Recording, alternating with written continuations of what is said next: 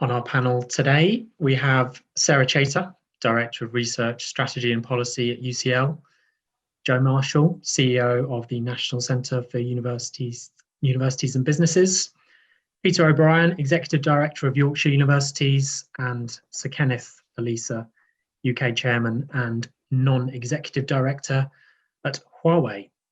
And as Shah mentioned, it'd be great if we could have plenty of audience questions to put to the panel, which you can submit via the chat function. And if you feel inclined, please do tweet about the session using the THE Live hashtag. So the future shape of UK research post-COVID and post-Brexit covers a number of big questions.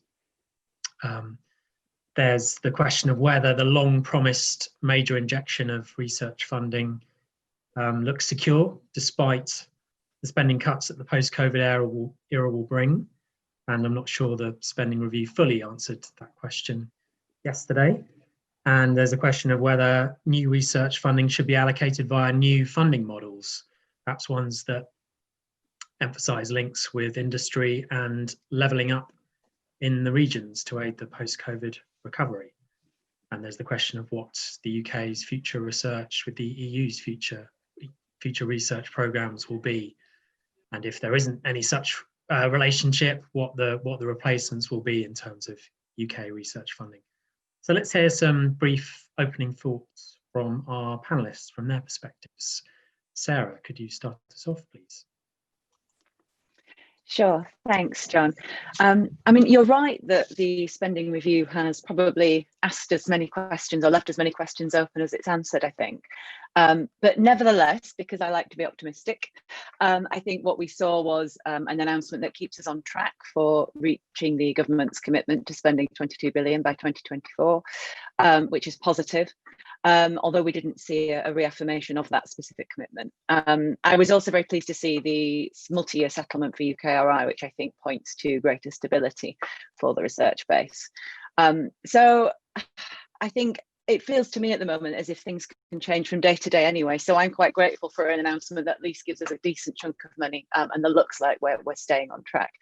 And I would like to see that, I suppose, as a recognition in the COVID and moving into what we hope will be a post-COVID era of just how essential our universities and our research base have been in helping to tackle the pandemic, helping to mitigate some of the impacts and helping us understand what it is that we need to do to manage it. Great, thank you, Sarah. Joe, could we hear from you next? Thank you, John. Yeah, I mean, to pick up in many ways what Sarah said, I think a multi-year settlement in these times is an incredible endorsement to the sort of research base of the UK. I think we are, you know, especially in these particularly unprecedented times, to have that sort of support from Treasury and from government more generally is welcomed, and we should all be celebrating in many respects. I think, though, the devil is in the detail, and I think the question about both the innovation element of the funding, and in particular, there was lots made of R&D funding yesterday, but actually there was a lot made of research funding, and the UKRI have had a multi-year settlement on the research side of research and innovation, but not a one-year settlement for Innovate UK. And I think one of the things that the government perhaps does need to think about is it is one thing to have a world-leading research base. Does the UK want to be a superpower in innovation as well as science? And I think one of the things that clearly businesses are looking for is signals from government that it takes research and innovation as equally important.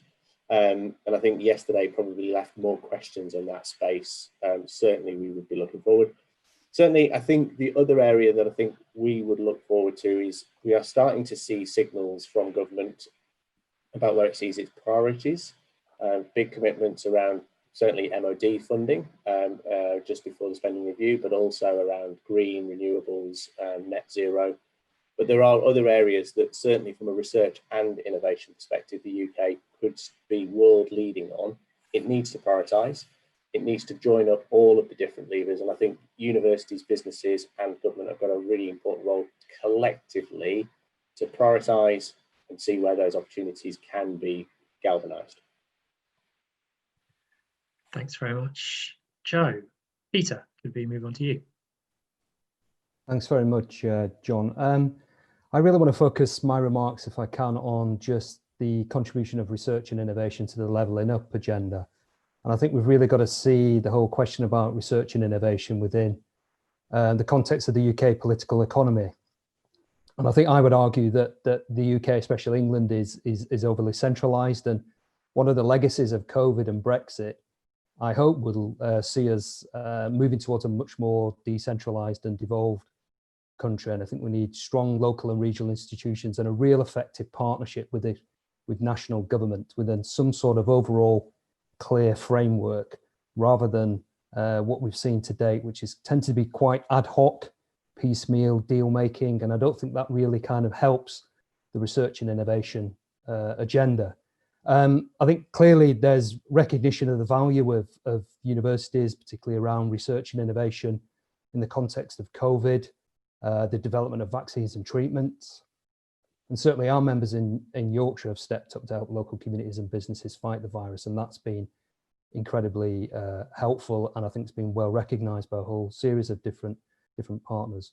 I think just thinking about the wider context of public finances, and it was very much welcome the fact that the governor's committed in the spending review, again, to increasing investment.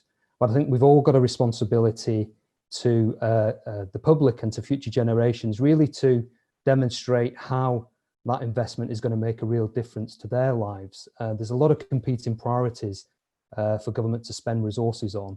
And certainly I don't think that our universities would see that it's a given that people, the general public, recognise, if you like, what research and innovation is doing. Clearly, we can point towards things like vaccines and treatments, but I think we've got a responsibility and a duty to sort of try and work with the public much more around understanding about what research and innovation will deliver. I think also in terms of thinking about the levelling up agenda, then we really need more place sensitive systems. We need greater recognition, as I said, around devolution. Things like the UK Share Prosperity Fund, we got some more details yesterday, but still there are unanswered questions in the spending review. I think we would make the case for why we need pilots for this particular new funding mechanism. We hope to see a much more longer term strategic approach to shared prosperity fund. And we have to have real local responsibility. And I think we need to see that the quantum of resources that matches structural funds, which Shared Prosperity Fund is going to replace, and not just simply the value of the EU receipts. So I think we also need to focus on people as well. People clearly are at the heart of research and innovation, and we want to see more talent coming into the system. We want an education system that promotes greater entrepreneurship and encourages greater flexible lifelong learning. And we know that skills are a huge barrier to innovation, adoption and diffusion, and certainly businesses in Yorkshire tell us that talent is absolutely the forefront when it comes to them trying to undertake much more innovation activity. I'd just say finally, I think a plea really, I guess the R&D place strategy, which we're expecting, we really want to see it to have much more teeth than perhaps it's what it's been alluded to. It's got to really make a significant difference. And just from, I guess, an international development perspective, the potential reductions in the budget that were announced yesterday, I think, you know, some questions about what does that mean for things like the Global Challenges Research Fund, because I think universities can be both global and local. And I think, you know, they're going to be absolutely fundamental to this whole question about soft power post-Brexit. Thank you. Thank you, Peter. Sir Kenneth.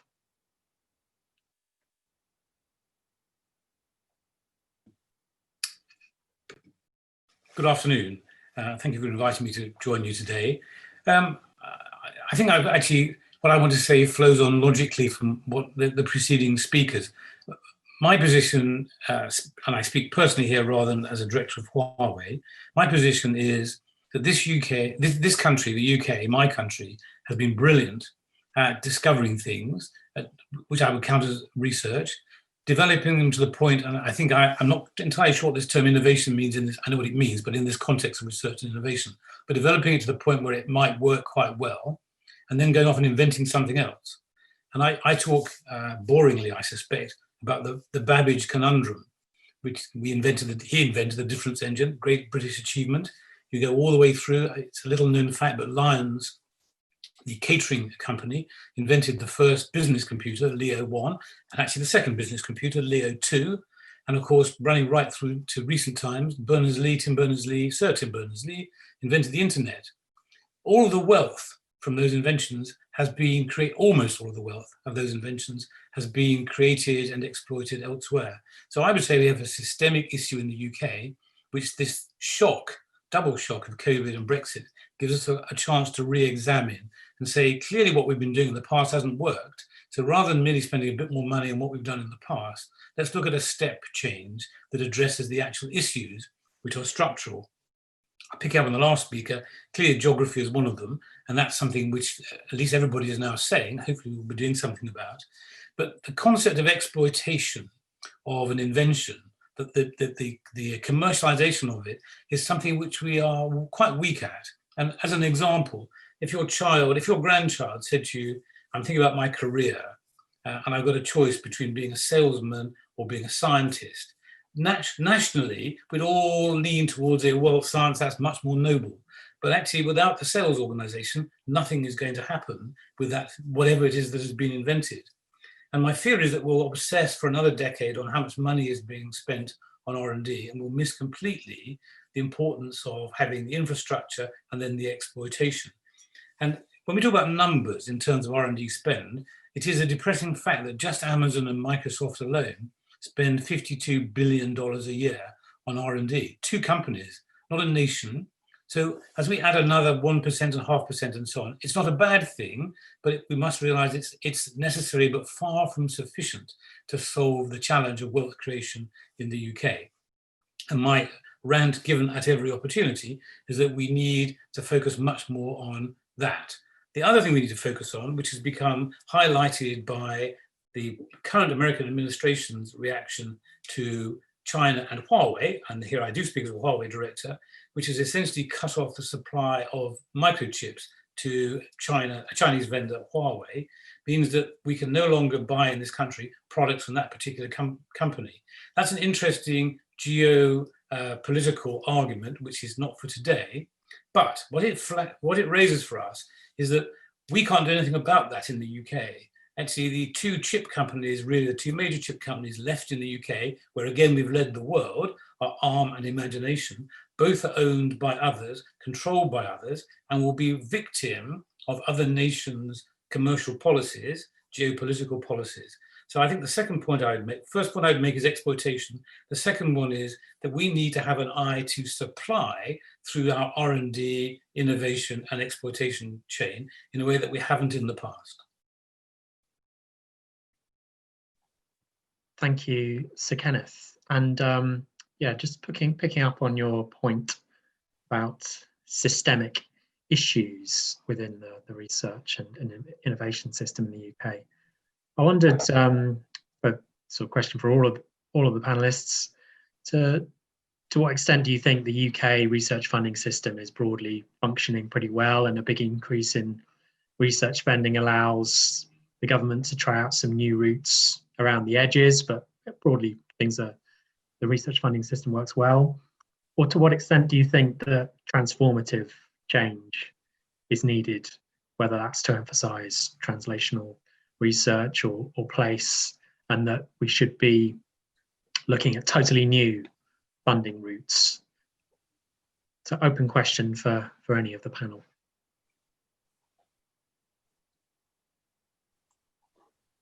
Can I jump in then, John? Please do. Oh, sorry, Peter, did you want to go? No, Sarah, you go first. Really? You sure? Yeah, okay. absolutely. Thank you. I mean, I suppose the first thing I would say, and it's going to sound boring because it's so well rehearsed, but we know, I think, that the system is broadly working well, because we know that UK research performs really well globally. We know that we are genuinely world leading. So I don't think I want to take issue with that. And therefore, I would be very wary of anything that you might classify as transformative change, I suppose, for that reason. And also because I think, research systems are often so peculiar to their national or their country context. It's quite hard to know what specifically we might want to transform. But that doesn't mean I don't think that there isn't room for tinkering around the edges. And I'm sure others on the panel will want to say more about the sort of the innovation end. I mean, I think something we really do need to think more about, especially with the injections of funding that we're now starting to see and that we hope will continue, is really how we invest in our people. You know, we can't do research if we don't have talented people to carry it out. And I think that means we need to think, you know, much more ambitiously really about what sustainable research careers look like, what expanding research careers for more of the population look like, you know, how we increase the diversity of people who do research and who come into research. So there's an issue, I suppose, with the sustainability of the pipeline. I also think there's an issue with the leakiness of the pipeline, and we often talk about the leaky pipeline as a bad thing, you know, because it indicates women, for example, dropping out of research. But I think we should be actually advocating for a leaky pipeline that is really about enabling much more fluidity and mobility between the research base and other sectors. So I would really, really want us to think about how it is that we can use our research funding with purpose to try and really foster that mobility and really grow the sort of the connectivity, I suppose, between the research base and other sectors. The other thing I think we might want to think about is the fact that at the moment we have a sort of a funding system that is very highly predicated on competition between institutions. To my mind, there is scope now to think much more carefully about where there are perhaps greater advantages and greater opportunities for more collaboration between institutions. So I'd really like to see some sort of ambitious thinking from government and from research funders about how they can bring universities together with each other and with other organisations and really try and promote that sort of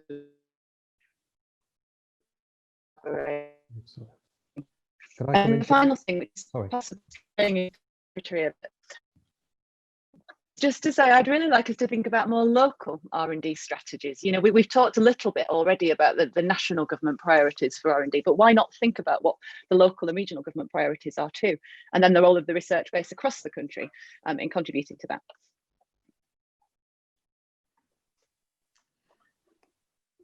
Thank you, Sarah. Peter, did you want to sort of come in on that question of, is it transformative change that's needed in the research funding system? Yes, I think I'd certainly echo Sarah's remarks about the system encouraging much more collaborative activity around research and innovation. And I think competition is often can be quite negative. And I think, you know, centrally managed pots and competitions were still evident in the spending review yesterday document.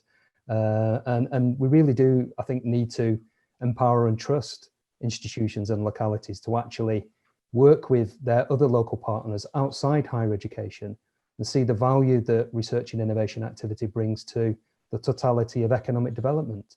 But just this kind of, you know, ongoing kind of, and it's not just simply a case within higher education, local government as well is riddled with centrally managed pots of funding and competitions. It just absolutely drains resources and capacity on this type of activity. And I think much more empowerment. So I would like to see, echoing Sarah's remarks, you know, the government to look at, and its agencies as well, to look much more about trusting and empowering regions and localities and encourage greater collaboration, because that's what the message I'm certainly hearing from businesses in the public sector across the board. Don't really care which university it is that we're interacting with, but you've got a great set of assets there and an ecosystem in Yorkshire. Can you just bring it all together and work with us to deliver what you want to do and what we need to happen in a region, you know, such as ours? Thanks. And to kind of be blunt about it, would you say that universities in Yorkshire and other regions ought to be getting a bigger share of research funding than they are at the moment? And what routes would you use to get that funding through to northern universities? Well, I think, yeah, we would make the case and argue that there is an unevenness when it comes to research and development or research and innovation funding. And universities in Yorkshire have got some great assets which they can build upon. I think the strength as well is connecting up those assets much more. And the real challenge that we have is, how do we leverage much more private investment in innovation in a region such as Yorkshire? Our economic structure in parts of Yorkshire doesn't help that process, but we need to find a way of increasing innovation amongst particularly SMEs. So I think the university's got a real role to play around that, but it's not easy. And I think we need to build that absorptive capacity, work with private sector and the public sector to recognise the value of innovation to their activities. Joe, Peter's points there are sort of leading into your field. Do you think it ought to be sort of major change in the research funding system to really drive translational research and link universities up with industry more? I'm going to say yes, certainly on the development and the innovation side. I think I'd pick up on Kenneth's points. You know, we are in a global marketplace, and the UK is a very small place, but it punches massively above its weight. But we've got to join up the dots. We've got to be able to say, you know, and certainly in one of our latest recommendations we've made in our task force report, we call for a global collaboration fund to encourage universities to not compete against each other, to join up. The top 1,000 companies in the world are spending close, you know, 700, 800 billion pounds a year. A 1% increase for the UK getting that would bring 8 billion pounds of private investment into the UK. But we at the moment all fight individually to these major players. So can UCL partner with Edinburgh, then partner with Manchester to go after Volkswagen or Amazon or Apple and provide a joined up offer, because that could be transformational in lots of places across the UK, not just UCL, Imperial, Cambridge. It would be, you know, we could work across the UK. I would also say that this is not necessarily a zero-sum game, that sometimes it's not research versus innovation. I think research needs long-term sustainable funding, and I think the pandemic has put a spotlight on the challenges on sustainable research funding. But I think we also need to recognise that we need to put more in on the development and innovation side, not at the expense of the R side. You can't, it's not a zero-sum game that we take money from here to pay for that. We need to join up the two parts together. And Sir Kenneth, just picking up your point about step change being needed to really drive the commercialisation of research and translational research. What would that look like in practice, do you think? How could it be achieved? Well, I think, can I just slightly steal the last point and then answer your question? Because I think that we've inherited something from the 1970s, which this concept that competition is a priori good. And actually, it isn't a priori good. It's fairly obvious, isn't it? If you look at antitrust law, why do we have antitrust laws? Why do we have laws against cartels? Businesses actually quite like to not compete. They like to stitch up the market. So competition is not of itself good. And it didn't used to be a good thing after the Second World War. So we inherited something at some era in our development that's made competition good, and it isn't. It's not bad. It's a thing. But cooperation, clearly, with limited resources in a tiny country in a global, it must make sense. And we've seen through the COVID crisis how cooperation, human cooperation, has warmed the cockles of everybody's heart. You know, the Colonel Tom raising all that money, all those people putting money together. So there's something about the human condition that says we prefer to work together than to fight with each other. I think we should capitalize that. So one step change that I'm only really echoing the previous speakers is, I think let's get some mechanisms that drive cooperation. And then to your particular point, thank you for allowing me to do that, but your particular point, I think, well, I don't think, in my day job at Restoration Partners, we have said the way you look at value in technology, possibly any, but technology-driven businesses, is by reference to whatever assets they've got on the balance sheet, plus 4 other things, all of which can be measured and monetized. We call them the 4 pillars of value, but people, offering, base, and brand. Brand. People is obvious, it's the team, the people in it, the skills, capabilities. The offering is obvious, it's whatever you're selling and its characteristics. Base are the customers and your access to the customers, and brand is the brand. So people, offering, base, and brand. If you invented something, if you've discovered something, and you're trying now to turn it into an invention and then into a prototype and then into something, you've got motivated people probably doing 24/7 thinking about the problem and the thing they've solved. And you've got an offering that they believe will transform the world, but they have no customers and they've got no brand. Look at the large lumbering behemoth companies we have in our country, and we have a lot of them. They've got, actually, I would argue, being rather rude for a moment, not particularly exciting people collectively, certainly by comparison with the three people who've just discovered something and can't stop thinking about how it's going to change the world. And their offerings are relatively tired. Think about any company in the UK, which is of scale. It's selling today the same sort of thing it was selling a decade ago. But what they do have is a large customer base and a powerful brand.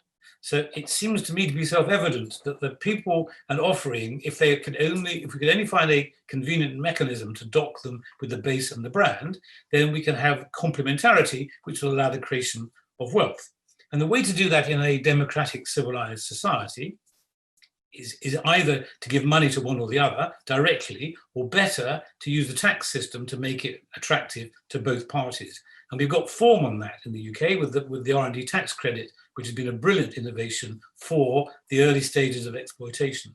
So if I was looking to make a step change in something, I wouldn't tinker with R&D and universities and the things that we know work. And we're all, on this call, hugely proud of what we're able to achieve in the UK from an R&D perspective, a science and R&D perspective. I would play around with that ability to connect large, established businesses with base and brand with the, as it were, the whippersnapper, excited, keen people who want to make something else happen. And the problem with that is only that those two cultures are often incompatible. Well, they are incompatible, I should say. They're not often, they're always incompatible. They're completely different. However, it is possible to bring them together in a cooperation when they've got a common aim. The entrepreneurs, the innovators, they want to change the world with their invention, and the big organizations want to drive gross margin, EBITDA, etc. You know what? The tax mechanisms are an easy way to make that happen. And it's a win-win, because if it's successful, the combination will generate more income and pay more taxes.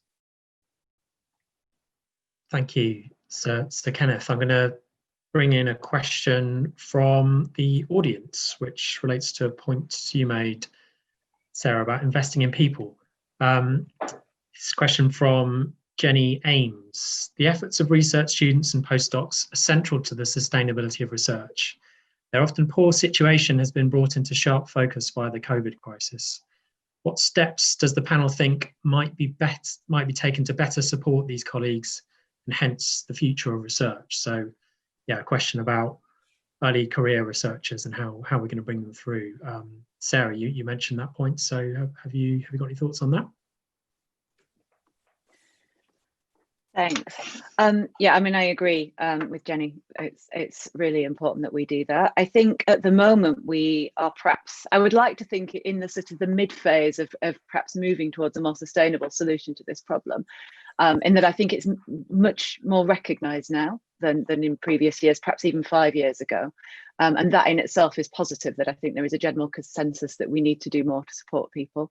I think we've seen really positive remarks from Ottoline Laser since she took over at UKRI. And I really welcome the sort of the attention and the focus that she is bringing to thinking about research culture and thinking about how we invest sustainably in research careers. And I think, you know, increasingly, certainly within UCL, but I know within other universities as well, we're seeing institutions pay more attention to the responsibilities that they have as employers, and also the sort of the specific circumstances of particular researchers where they might need to step in. UCL, for example, has introduced a fund to support researchers who've been adversely affected by COVID, and other universities will have done the same. I think the thing we're all struggling with now is exactly what we do that is most effective and how we do it in the most joined up way. And I think at the moment you've got a situation where universities individually are trying to do things as much as they can, but it is tinkering around the edges because we are doing it as individual institutions. And so what we really need, I suppose, is to work with the funders and to see the sector leadership that means that actually we have a really joined up and coordinated program of investment. And that probably means, you know, rethinking some quite basic things from how we fund PhDs, certainly how we fund postdocs and manage short-term contracts. But it also, I think, means, you know, broader support around the PhD or the actual postdoc project. You know, it means thinking, you know, much more, making it much more mainstream to think about career development and researcher development and stop seeing those as niche things or nice to have. So I think it really is about transforming that idea of research culture. and seeing, you know, our researchers in universities and in the national research base as one of our most important assets that need to be properly invested in, rather than, you know, trying to sort of squeeze as much out of them as we can.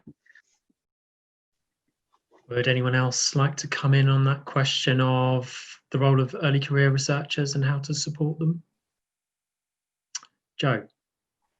The only thing I would just throw in is I think one of the things that we would try and encourage is greater mobility. I think Sarah rightly pointed about, you know, the sort of brain drains, and I think one of the things that we really should be trying to encourage is how do we make it easier for people to move from one domain to the other.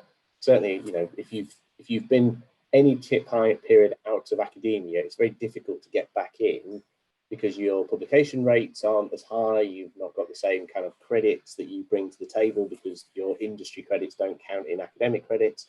And so these barriers go up, but increasingly we want to encourage our early career researchers not just to think that their only, you know, aspiration is to be a lecturer and become a professor. Actually, there's some real opportunities to go out, get industry experience, come back in. How do we make it more porous and more mobility is a really systemic challenge that I think all parties should be looking to address.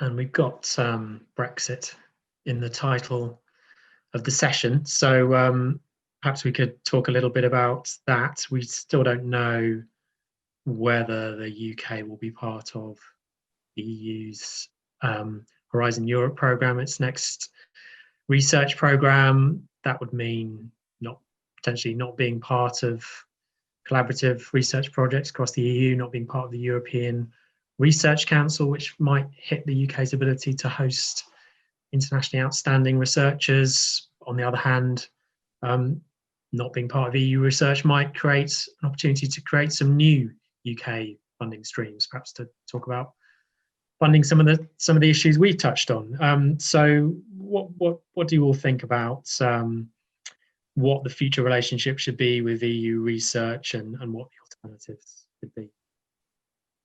Well, I would be keen to see more industrial investment. Back to my earlier point about the 4 pillars. Speaking now briefly with my Huawei hat on, we bought a large plot of land just outside Cambridge, which we're going to develop as an AI centre, which will draw people from all over the world to work next to Cambridge, which is one of the great British assets in the context of R&D. And I think, I don't think it is patently obvious that for the UK to be able to compensate for what we will be losing by not being part of Europe, we're going to have to attract nations, other nations, to come and invest. So the foreign direct investment in the UK becomes much, much more important as opposed to merely important. And there's no reason to think we won't be attractive to foreign direct investment. There's no reason to think that they won't come. So I think, passing no comment whether Brexit is a good or a bad thing, we have got to become more attractive to more nations than the 20-some that are in Europe. And I think we've got all the infrastructure to make that happen. Therefore, the only worry I would have is that we start doing things that make it unattractive. And there are lots of examples of things that we've done in the last couple of years to make people who are not British think twice about coming to live, work, and invest in the UK. And we need to have an open Britain focus on that, which isn't to open the floodgates, isn't to argue against any of the Brexit points. It's just to say the national industrial strategy ought to include a large stream that says this is how the UK becomes more of becomes more of a magnet to global talent. John, could I come in and just link that point to the earlier question from Jenny? Because I think it's absolutely right that when you look at and you speak to businesses around foreign direct investment, it's talent which is attracting them to countries and particular regions. It's absolutely critical that we make sure that we've got talented people in this country who are enabling us to attract that investment. And I think speaking to colleagues in Yorkshire working on trade investment, there is a lot of inquiries. Even now in the context of what the OBR said is the worst recession we're facing for 300 years. There's a lot of investment wants to come into certainly a region like Yorkshire.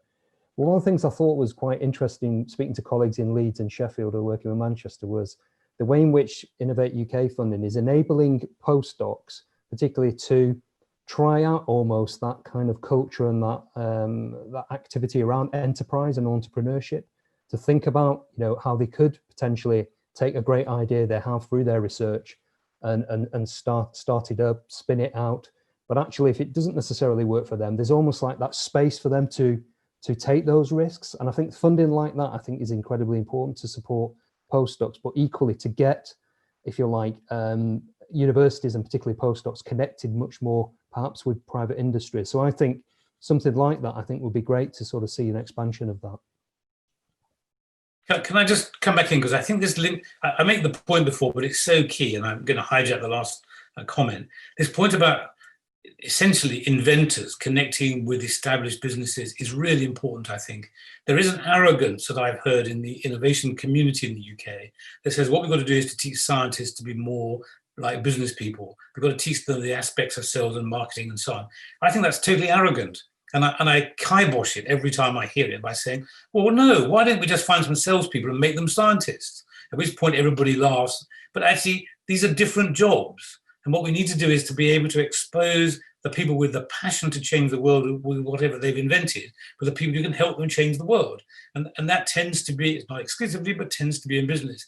It's that complementarity rather than loading more responsibilities on someone who already spends 24 hours a day, 7 days a week, thinking about the thing that they have created.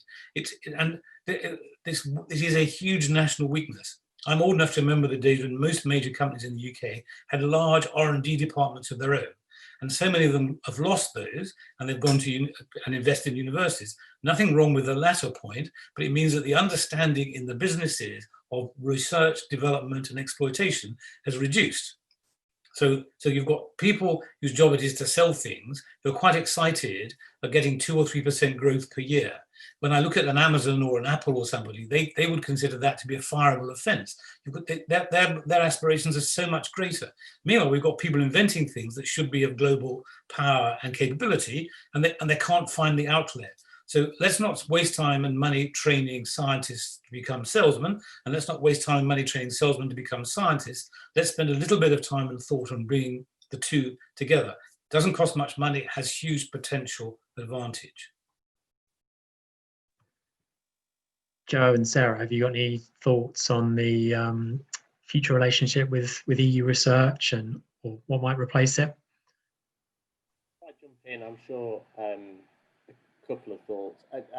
I think there is an opportunity to think both about who we see as our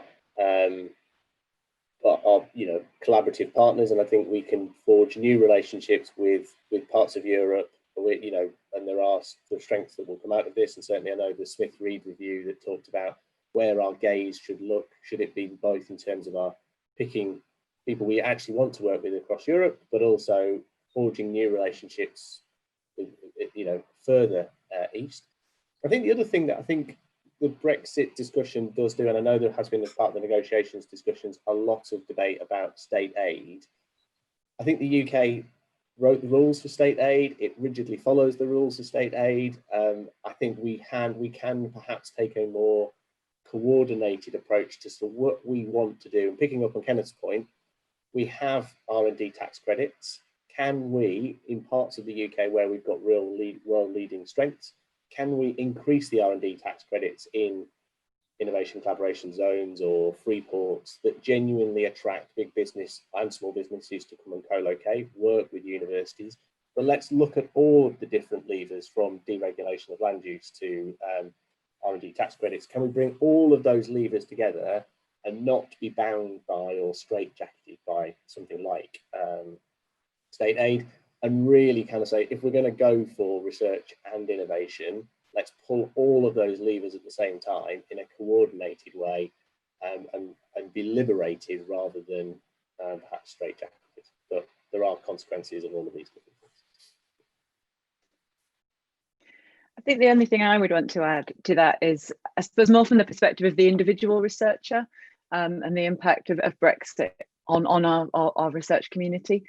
And in one sense, it's, and I hope this doesn't sound glib, but it's relatively straightforward, relatively, to replace money. So I don't think the biggest concern for me actually is Horizon Europe per se. It's more what Horizon Europe enables us to do, and it's the relationships the global relationships that our researchers have. And I suppose my biggest concern as well probably isn't the next couple of years, because I'm sure, you know, we'll manage that. Whatever happens, somehow we'll muddle through it. It's more, what will we see when we are, you know, 5 years or 10 years down the line, and have we managed to sustain a really kind of thriving global network with researchers in Europe and all over the world, or has it somehow been impeded by the ramifications of Brexit?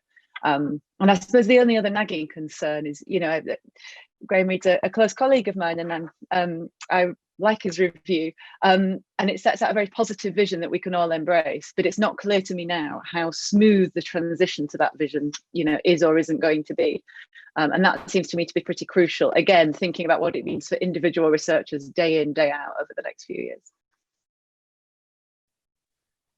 And thinking about post-COVID recovery and the role research can play there, are there any particular models in this country or around the world that you would sort of single out as being particularly good ones? Obviously, the reason the government is planning to put all this money into research is because it's hoping it's going to translate into economic benefit, which is even more crucial in light of the pandemic. So there are things in this country like the AMRC in Sheffield or in Germany or further afield that you think we should be trying to emulate as we look at research and the post-COVID recovery?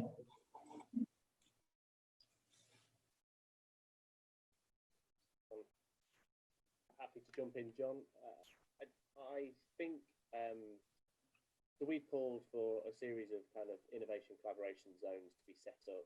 The idea is to sort of borrow some of the ideas from Germany and their research campuses. How do you kind of co-locate in the idea that Kenneth was talking about in Cambridge, but do this across the UK and genuinely start to address the levelling up agenda. But I think you'd want to learn some lessons about how you pull all of those levers at the same time. And actually, if you kind of think of not just R and D, but actually R, D, D, and D, the sort of deployment and trying to think of the final one, but there's the thinking about the full innovation life cycle. Actually, on campus, you would want the ability to not only come up with the ideas in the lab of the university, but also think about how we develop them, then think about how we might deploy them.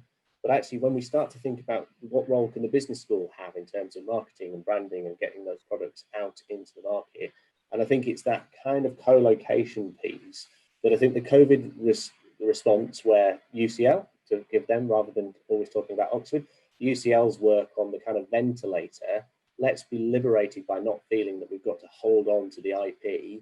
Actually, we need to think about agile, responsive ways in which we get the credit. UCL gets all of the credit for doing the ventilator work, but actually it's not necessarily that UCL has an array of factories that can produce these ventilators at speed. So it needs to be able to kind of balance up its own intellectual property and responses to it, but actually recognise that other people can exploit it and get it out into the market. Well, just to repeat my point, really, isn't what's happened in Oxford and with AstraZeneca the classic example of my point? You've got a relatively small group of people who've invented something in conjunction with an enormous organisation with the base and the brand and the processes there, and we're celebrating that collaboration. So I think post-COVID, we can look back to some of the great achievements of the COVID era and learn from them and magnify them.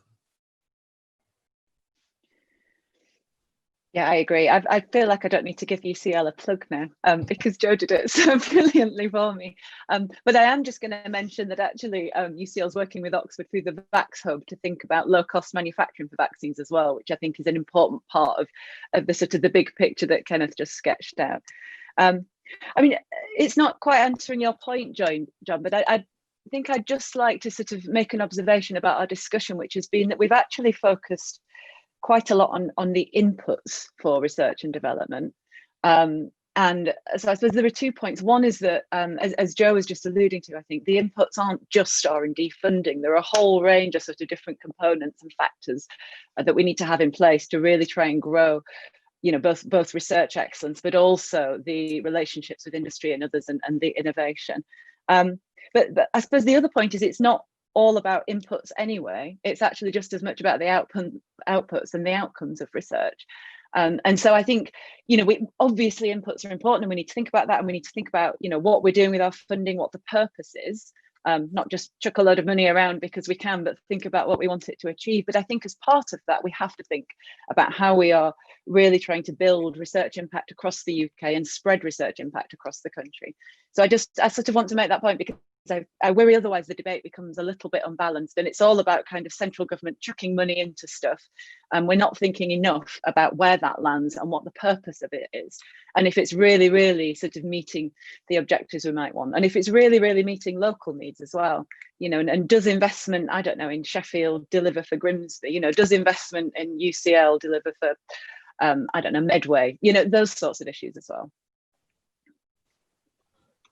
Yeah, John, if I could I come in, John? Yeah, I mean, I think one of the things is thinking about post-COVID. We're clearly still within the COVID environment, unfortunately, and the whole relationship between health and the economy, health and wealth, has never been more amplified and visible as it has been over the last few months. You cannot get a successful economy if you've got a pandemic and you have ill health, and the way in which this pandemic has exacerbated inequalities, particularly health inequalities, is so profound. It really is quite sort of damning. And I think those pieces of research which are underway, which are looking at the whole issue about early interventions, working with local communities, improve public health and well-being, in a way which is saying, look, if we don't get this right, then we're not going to have the basis to level up this country, to give people those real opportunities to be prosperous, to be healthy, to be successful. And I think there's such an amazing role, I think, for all of us, but particularly speaking from a university perspective, of how we work with local communities. We think about citizen science. We do longitudinal studies like Born in Bradford, which kind of says there are some real interventions that we can and should be taking in order to give people the greatest opportunity to make a success of their lives. So I think thinking in a post-COVID environment, I think if we can change and build upon some of those successes and those models, I think, that will help enormously around sort of rebalancing or leveling up the country.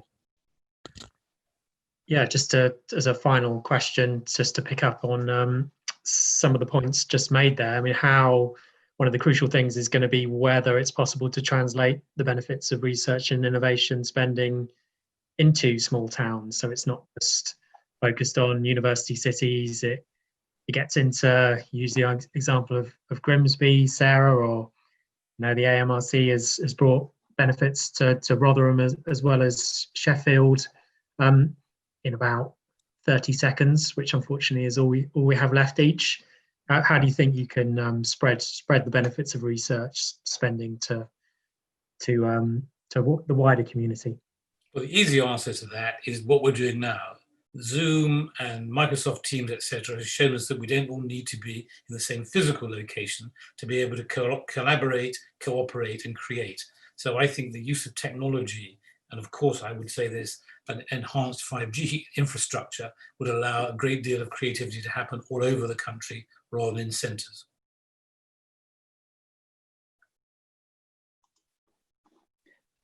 I would agree that infrastructure is really important. I suppose the other thing for me is probably investment in skills and at all levels. And thinking about that, again, I'm starting to sound like a broken record, but thinking about the collaboration between different actors as well in that skills agenda, and making sure that we have properly joined up policies. I mean, the Born in Bradford study that Peter just mentioned, I think is really interesting, because a later phase of that is now actually looking at poverty and deprivation in Tower Hamlets. It's a really lovely example of how research done in one part of the country can then benefit another part. And that is all about really strong partnerships, strong networks and strong collaboration. So that's what I'd like to see. And then with a particular focus on how we join up our education system to really deliver the skills needed in different local areas. Yeah, I think, John, and we were talking about this last week with local authority chief executives in Yorkshire, and in particular those chief executives of local authorities that don't have universities, okay, to sort of, and they were really interested in this conversation with universities. And I think the first thing is almost like to demystify what the university is, what it's about, what it's trying to do, what its people are about. And I think those conversations are so important, because this, our universities aren't just for, Leeds, Sheffield and York and Bradford. They're actually for those places outside those areas as well. So I think local authority relationships with universities are really important in thinking about these sorts of questions. And I guess just to wrap up, what I might also argue is the multidisciplinary nature of universities and what they bring. Because what's really at the heart of this is the sort of socio-economic, the sort of historical antecedents of a place. Actually, what universities bring is the arts, the humanities, the social sciences, as well as the engineering, the medical schools, and all the other parts of a facet. And what I think COVID has done is it's not just about, can we all go into lockdown and everything will be fine, because that has an impact on the economy. Well, okay, we can't go back to work because that will have an impact on social. There are different demographics that are being more profoundly affected by this. Only by understanding those differences can we do something. And that's where evidence research from different disciplines is critical. And then putting that in particular lenses. What does this mean for Wakefield? What does this mean for Leeds? What does this mean for Huddersfield? They're all profoundly different questions, but actually you need to understand all of those multidisciplinary elements. Thank you so much to all of our panelists. Thanks to Joe, Peter, Sir Kenneth, Sarah, for sharing your insight and expertise. It's been a really great discussion and a really interesting blend of different perspectives. I'm asked to encourage everyone in the audience to visit the exhibition area, to visit our partner stands, and please do come along to the THE Awards at 5 p.m, where there's going to be a celebration of the great work of universities over this challenging year. But thanks again to our panelists, and thanks again to everyone in the audience for joining us.